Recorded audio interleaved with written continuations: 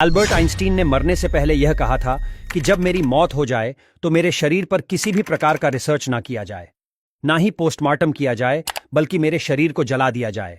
पर ऐसा बिल्कुल नहीं हुआ, क्योंकि जब आइंस्टीन की मौत हुई तो एक डॉक्टर ने चुपके से आइंस्टीन के बॉडी को चेकअप करने के बहाने से उसका ब्रेन काटकर अपने साथ चोरी करके भाग गया, क्योंकि डॉक्टर थॉमस को यह जानना था कि आखिर आइंस्टीन के ब्रेन में ऐसा क्या था जो इतना जीनियस था।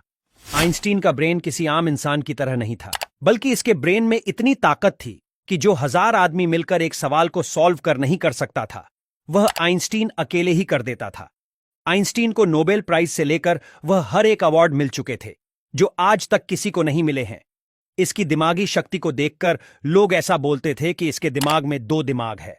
आइंस्टीन को जब लगा कि वह मरने वाला है तो उसने अपने बेटे को एक दिन अपने पास बुलाया और उससे कहा कि बेटे, मैं तो मर जाऊंगा, लेकिन मेरे मरने के बाद मेरे शरीर को पोस्टमार्टम मत करना और ना ही इस पर रिसर्च करना।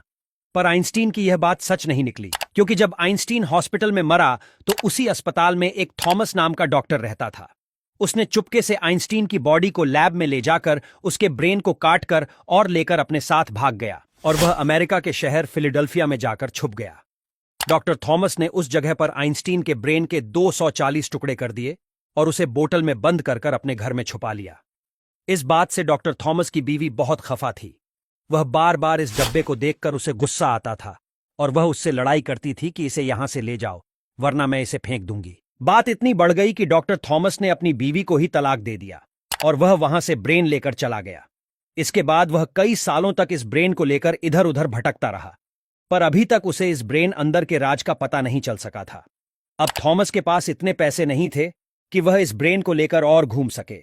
बाद में डॉक्टर थॉमस ने सोचा कि वह इस ब्रेन के टुकड़े को दुनिया भर के डॉक्टर के पास रिसर्च के लिए भेजेंगे, और उसने ऐसा ही किया। उसने इस आइंस्टीन के ब्रेन के टुकड़ों को दुनिया भर के साइंटिस्टों के पास रिसर्च के लिए भेज दिया, जिसके 30 साल बाद 1995 में डॉक्टरों ने बताया कि आइंस्टीन का ब्रेन आम इंसान की तरह बिल्कुल नहीं था, क्योंकि किसी भी इंसान का ब्रेन 2 भागों में बंटा होता है। लेफ्ट और राइट ब्रेन लेफ्ट साइड के ब्रेन का काम होता है लिखना, समझने या किसी सवाल को सॉल्व करना, और राइट ब्रेन का काम होता है आकृति को समझना, पेंटिंग और कई सारे काम होते हैं। आइंस्टीन के ब्रेन में कॉर्पस कोलोसोम नाम की मात्रा हद से ज्यादा थी। इसी वजह से वह अपने दिमाग में ही किसी भी सवाल को बिना लिखे कैलकुलेट करके उसका आंसर बता देता था। साथ ही इसके ब्रेन में न्यूरॉन्स का भी फ्लो हद से ज्यादा होता था। किसी भी इंसान का ब्रेन 1400 ग्राम का होता है, वहीं आइंस्टीन का ब्रेन मात्र 1200 ग्राम का था। साथ ही इसके ब्रेन भी काफी पतली थी। इस वजह से इसका दिमाग रॉकेट की तरह काम करता था। आइंस्टीन जब पैदा हुआ था तो यह 5 साल तक कुछ भी नहीं बोल पाया था, जबकि कुछ बच्चे 1 साल के अंदर ही बोलने लगते हैं। जब इसको स्कूल भेजा गया तो यह हर सब्जेक्ट में फेल हो जाता था, पर 2 सब्जेक्ट में इसके सबसे ज्यादा नंबर आते थे।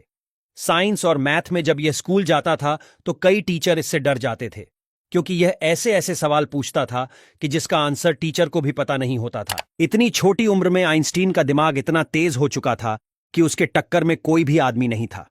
अपने पूरे जीवन में आइंस्टीन ने ऐसी ऐसी थ्योरी पब्लिश की जिसकी वजह से साइंस आज इतना आगे निकल चुका है। अगर आइंस्टीन ना होते तो हम साइंस में इतनी तरक्की नहीं कर पाते। आइंस्टीन की मौत के इतने साल बाद भी आज भी आइंस्टीन के ब्रेन के टुकड़े न्यूयॉर्क के म्यूजियम में रखा हुआ है, जहां पर आप जाकर देख भी सकते हैं।